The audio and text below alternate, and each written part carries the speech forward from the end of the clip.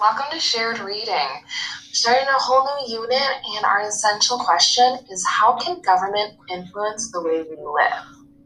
I want you to take a look at these three pictures here. What do you notice about the people in these pictures? What are they doing? I want you to type your response here in the slide about what you see the people doing.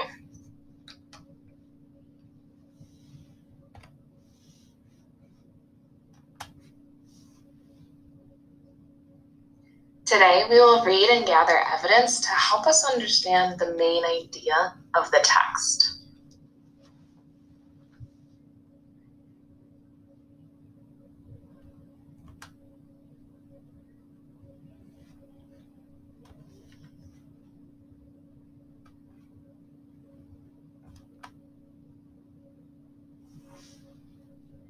Follow along as I read the story, Solving Problems by Lisa Benjamin.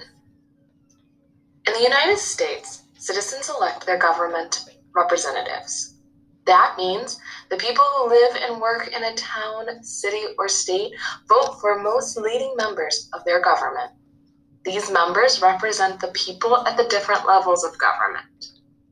Local governments make choices about how to run towns and cities.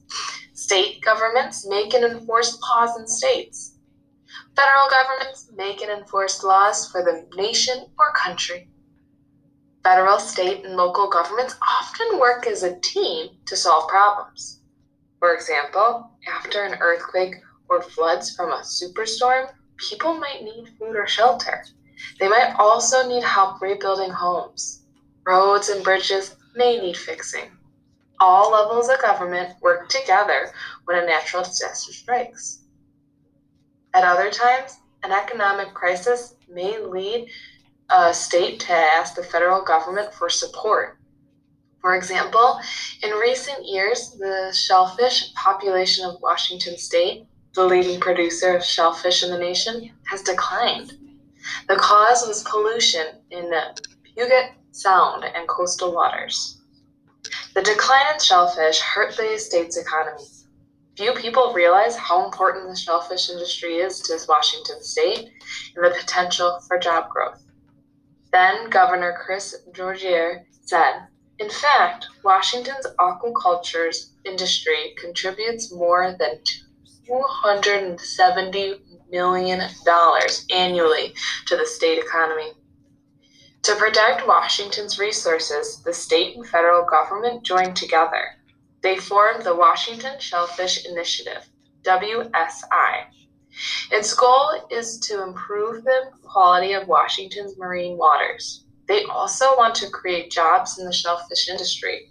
According to WSI, as envisioned, the initiative will protect and enhance a resource that is important for jobs, industry, citizens, and Native American tribes.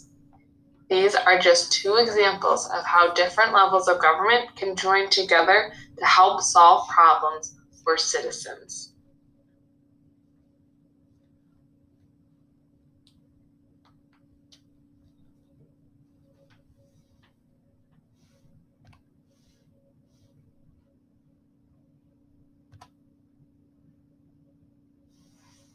To help me gather evidence so I know what the main idea of the text is, I sometimes turn titles or headings into questions. So here the title is Solving Problems. Knowing my essential question has to do with government, I can turn this title into How does government help solve problems? Now that I have my question, I can go back into the text and find answers to that question.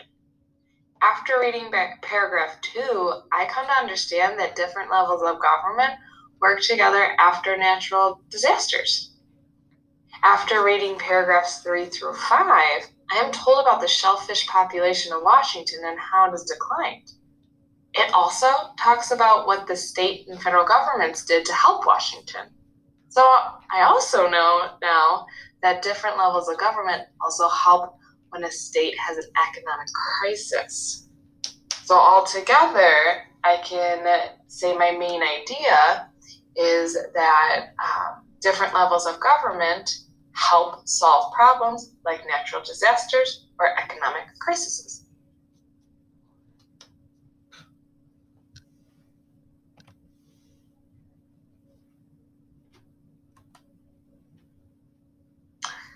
Think about a time when you saw the fire department.